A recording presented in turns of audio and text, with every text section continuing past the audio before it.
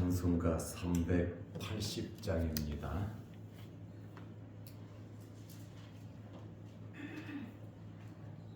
찬송가 380장. 나의 생명 되신 주 주님 앞에 나갑니다.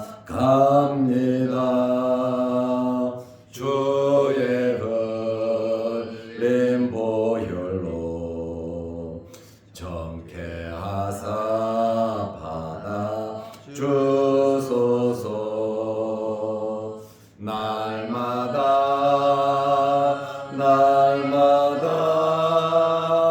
주를 찬송하겠네.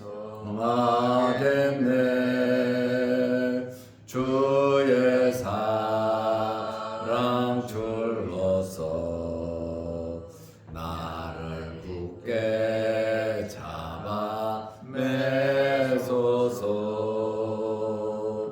괴로운 세상 지낼 때 나를 인도하여 주소서.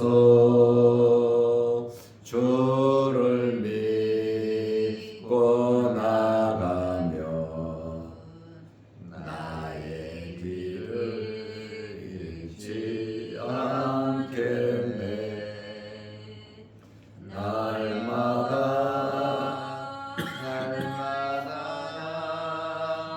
주를 찬송하겠네. 주의 사랑 줄로서 나를 굳게 잡아 매소서. 세상 살아갈 때에 주를 더욱 사랑합니다. 밝고 빛난 천국에 나의 영혼 들어가겠네.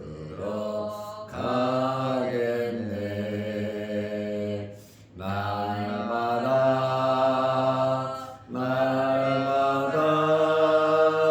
주를 찬송하겠네. 주의 사랑 줄로서 나를 굳게 잡아 매소서.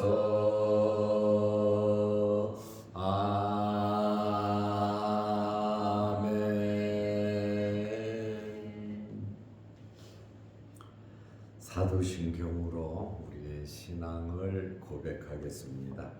전능하사 천지를 만드신 하나님 아버지를 내가 믿사오며 그 외아들 우리 주 예수 그리스도를 믿사오니 이는 성령으로 잉태하사 동정녀 마리아에게 나시고 본디오 빌라도에게 고난을 받으사 십자가에 못 박혀 죽으시고 장사한 지 사흘 만에 죽은 자 가운데서 다시 살아나시며 하늘에 오르사 전능하신 하나님 우편에 앉아 계시다가 저리로서 산자와 죽은 자를 심판하러 오시리라. 성령을 믿사오며 거룩한 공예와 성도가 서로 교통하는 것과 죄를 사하여 주시는 것과 몸이 다시 사는 것과 영원히 사는 것을 믿사옵나이다. 아멘.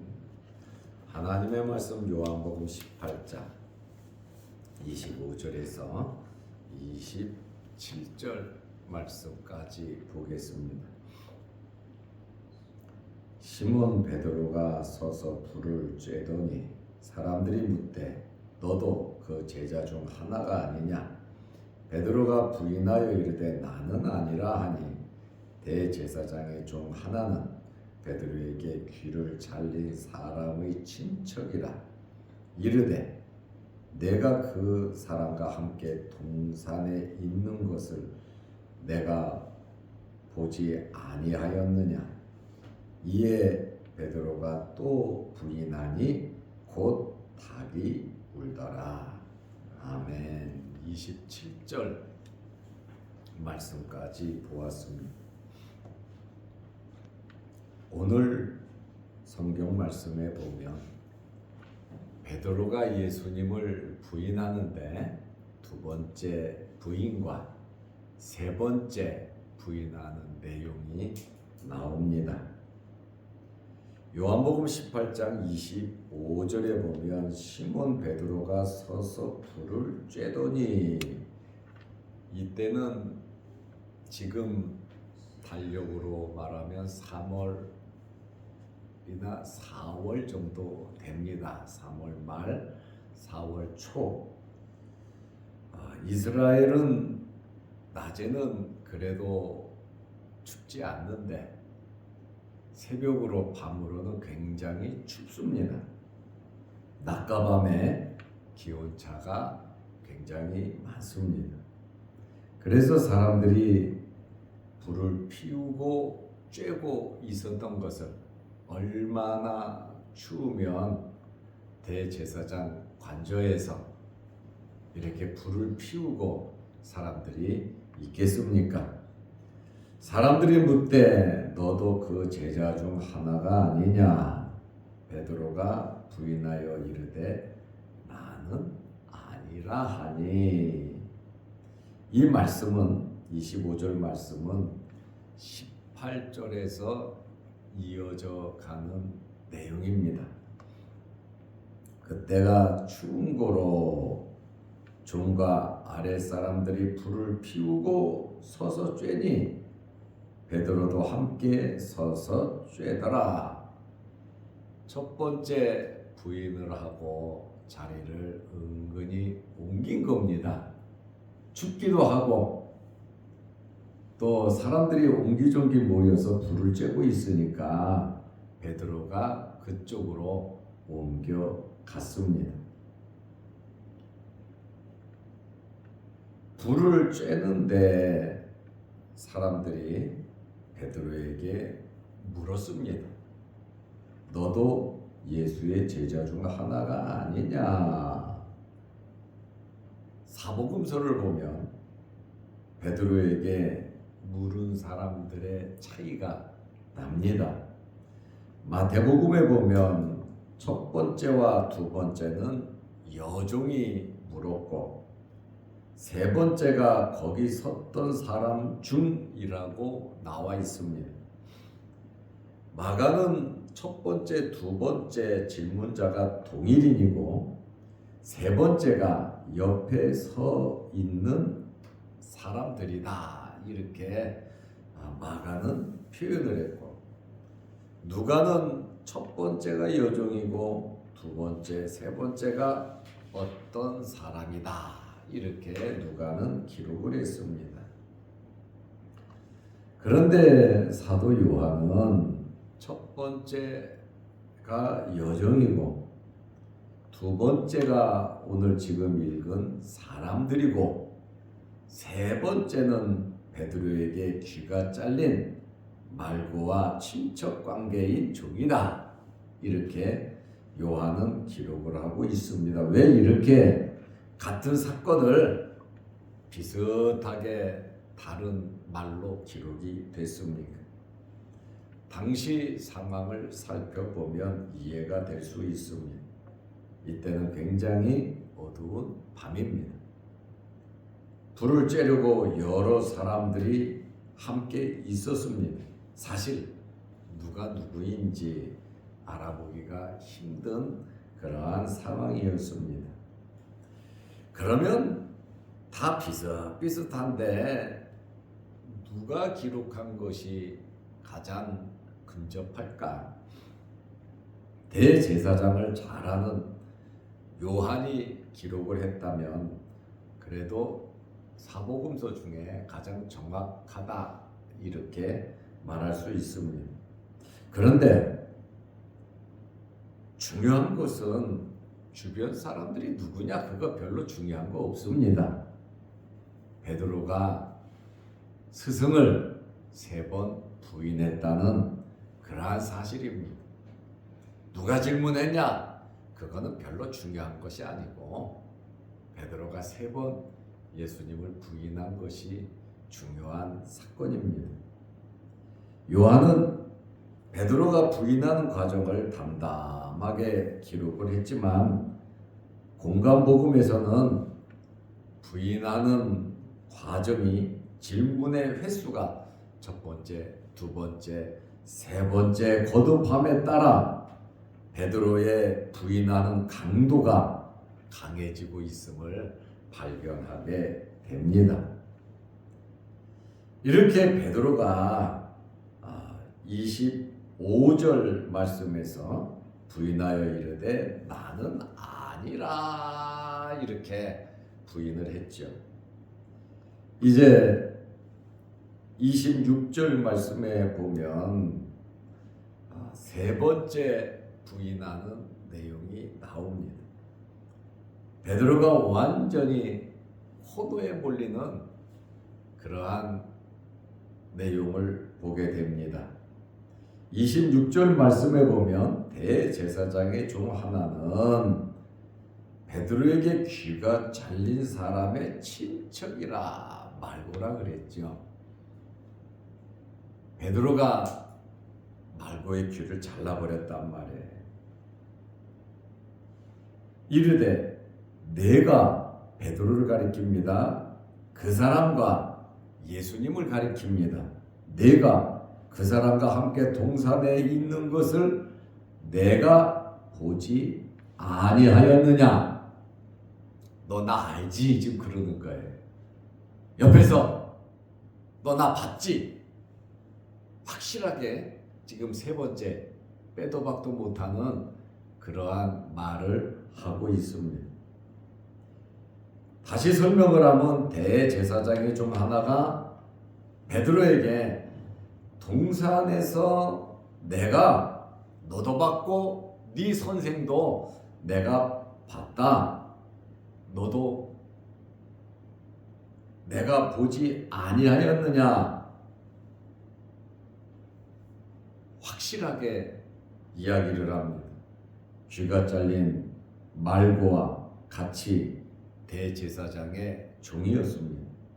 그리고 귀가 잘린 말고와는 친척이라고 말을 하고 있습니다.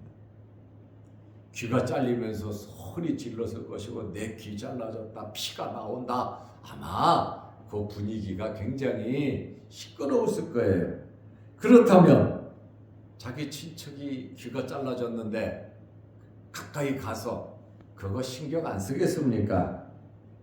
피를 흘리는 엄청난 사건 그 자리에 친척이 당연히 옆에 있는 거죠. 칼은 베드로가 들고 있었고요. 이 사람도 함께 대제사장의 종으로서 예수님을 잡으러 갔다 이 말이에요. 겟세마네 동산으로. 그리고 현장에서 확실하게 예수님도 봤고 베드로도 목격한 사람입니다. 베드로의 말투를 듣고 확신했지요. 주변 사람들도. 왜냐하면 갈릴리 사람은 또 갈릴리 사람 지방 사투리를 하거든요. 그러다 보니까 첫 번째 부인, 두 번째 부인, 그리고 세 번째 이렇게 부인하는데 모르는 사람들도 베드로의 말투를 들으면 이 사람 갈릴리 사람이다 라고 하는 것이 그냥 나타난단 말입니다. 베드로 입장에서 이 3번째 질문을 할 때 갑자기 훅 들어오잖아요. 말고 친척이다. 내가 동산에서 너 봤다. 이렇게 훅 하고 말이 들어가니까 베드로는 어떻게 말을 해야 될지 굉장히 방황이 됐던 것 같습니다. 이 정도면 솔직하게 고백을 했어야죠. 어떻게 보면 나 예수님의 제자 베드로다. 또 몇 시간 전에 절대로 부인하지 않는다고 맹세까지 했잖아요. 그러다 보니까 기회가 왔는데 그는 자기가 빠져나가기 위해서 더 강하게 예수님에 대해서 부인할 수밖에 없었다. 나는 확실히 예수와 관계없다. 그러면 거기까지 뭐하러 따라갔냔 말이에요. 거기까지 뭐하러 안다스가 재판하는 신문하는 그 자리까지 뭐하러 베드로가 갔냔 말이에요. 나름대로 끈끈한 사랑과 정과 궁금함과 여러 가지 연민의 정이 있어서 거기까지 간 거 아니겠습니까? 그렇다면 당당하게 내가 예수님의 제자다 이렇게 말을 했으면 참 좋았을 것 같은데 아마 우리도 그런 환경이 됐다면 어떻게 했을까? 베드로와 같지 않았을까 하는 생각을 하게 됩니다. 베드로를 나무라고 베드로를 욕하고 그것밖에 안 되냐? 수제자가 3년 동안 있던 선생을 이렇게 베드로를 정죄할 수도 있지만 우리도 이런 어려운 상황에 처했을 때 과연 내가 예수 믿는 사람이고 예수님의 제자고 나는 목사고 나는 장로고 나는 교회 직분자다. 나는 예수를 믿는다. 이렇게 자신 있게 정말 사람들 앞에서 대중 앞에서 고백하고 박해를 받을 수 있겠는가? 고백을 한 이후에 결과가 어떻게 될 것인가 생각하면 아마 말하기가 쉽지는 않았을 겁니다. 마태복음 26장 74절 말씀에 보면 베드로가 저주하고 맹세까지 했다는 거예요. 누구를 저주합니까? 예수님을 저주하고 나는 절대로 그 사람을 알지 못한다고 맹세까지. 아니 3년 동안 같이 밥 먹고 같이 자고 같이 말씀 듣고 기적도 행하고 같이 배웠던 사람이 예수님을 저주하고 절대로 나는 그 사람 모른다고 맹세, 하나님 앞에 맹세까지 하는 그러한 베드로의 모습을 보게 됩니다. 베드로가 3번 부인하고 나니까 곧 닭이 울었습니다. 사도 요한은 요한복음을 기록하면서 다른 부가적인 설명을 하지 않았습니다. 베드로가 예수님을 3번 부인한 그 사실만 간결하게 기록을 했습니다. 마태는 예수님을 저주까지 하고 맹세하는 그리고 상황을 모면하려는 그러한 말씀까지 마태는 기록했어요. 그러나 요한은 간단하게 사실적인 것만 기록을 했습니다. 베드로는 몇 시간 전에 맹세했는데 그것을 지켜내지 못했습니다. 이러한 베드로의 모습을 볼 때 참 나약함을 알 수가 있고 또 상당히 불안함을 가진 것을 알 수가 있습니다. 우리 신앙인들은 강하고 담대해야 합니다. 어떤 상황에서든지 정말 강하고 담대해야 하는 것입니다. 예수님의 말씀이 그대로 이루어졌어요. 27절에 보면 이에 베드로가 또 부인하니 곧 닭이 울더라. 예수님께서 13장 38절에 말씀하셨거든요. 주님 말씀하셨으면 그 말씀을 마음비에 새기고 그 말씀을 지키려고 우리는 결심, 각오, 기도, 우리는 다짐을 해야 합니다.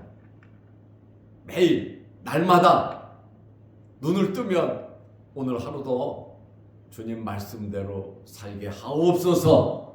생명 주셔서 감사합니다. 하나님의 나라와 의를 구하게 하옵소서. 우리는 기도를 하고 시작해야 합니다. 하루 종일 이 말씀을 기억하면서 가정에서, 일터에서, 어디에서 무엇을 하든지 우리는 주님의 말씀을 기억하고 그 말씀대로 살려고 몸부림쳐야 합니다. 그렇게 해도 죄도 짓고 실수도 하고 잘못도 한다 그 말입니다. 그렇다 보니 참 우리도 연약한 존재임을 고백하지 않을 수 없고, 우리도 육신을 갖고 있다 보니까 자꾸 육신의 생각대로 욕심대로 결정하고 살아갈 수밖에 없는 우리임을 고백할 수 있고, 그리고 참 연약하다는 것을 우리는 알 수 있습니다. 그래서 우리 마음을 지킬 수 있는, 지킬 만한 것 중에 너희 마음을 지키라 그러잖아요. 짧은 세상 살아가면서 어떤 환경 속에서든지 정말 우리의 믿음과 신앙을 지킬 수 있는 여러분들이 되시기를 바랍니다. 굳건하게 우리는 말씀 중심으로 말씀 붙잡고 살아가야 하는 것입니다. 요한은 언급하지 않았지만 베드로는 닭울음 소리를 듣고 예수님의 말씀이 생각나서 심히 통곡했다고 기록되어 있어요. 요한은 언급하지 않았어요. 베드로의 맹세가 지켜진 것이 아니고 예수님의 말씀이 이루어졌다는 것을 우리는 기억해야 합니다. 우리는 베드로의 3번 부인하는 이러한 모습을 보면서 베드로도 누구냐? 예수님의 수제자입니다. 우리는 베드로의 3번 부인하는 이러한 말씀을 보면서 우리는 처음부터 어떤 일이 있든지 확실하게 대처해야 하는 것입니다. 두 번째로 말씀 위에 굳건히 서서 현실을 바로 파악해야 하는 겁니다. 세 번째로 내 생각보다 하나님의 말씀대로 실천하며 살아야 한다는 그러한 각오를 가지고 살아가야 될 줄로 압니다. 베드로의 연약함과 불안함과 그러면서도 주님을 사랑하기에 거기까지 따라갔던 그 마음은 100번 이해가 됩니다. 그러므로 항상 우리 또한 순수한 마음으로 변함없이 주님의 말씀대로 살아갈 수 있는 저와 여러분들이 되시기를 바랍니다. 기도하겠습니다. 하나님 아버지, 오늘 우리는 베드로가 예수님을 2번째 부인하고 3번째 부인하는 내용을 살펴보았습니다. 우리의 연약함을 발견하게 되고 또한 삶의 현장 속에서 우리의 욕심과 우리의 두려움과 우리의 염려, 걱정이 주님을 부인할 수밖에 없는 환경이 있다는 사실을 알고 주님 말씀에 굳건히 서서 주의 말씀대로 살아가게 하옵소서. 오늘 하루도 우리에게 허락하셨으니 오늘 하루도 하나님의 영광을 위하여 살게 하시고 아버지께 기도하면서 우리에게 주어진 일에 최선을 다하게 하옵소서. 독감과 감기와 몸살이 전국을 또 세계를 휩쓸고 있습니다. 우리 하나님의 백성들에게 특별히 건강을 하여 주시고 모든 일들을 아름답게 잘 이루어 가서 하나님의 영광을 위하여 모든 일을 이루게 하옵소서.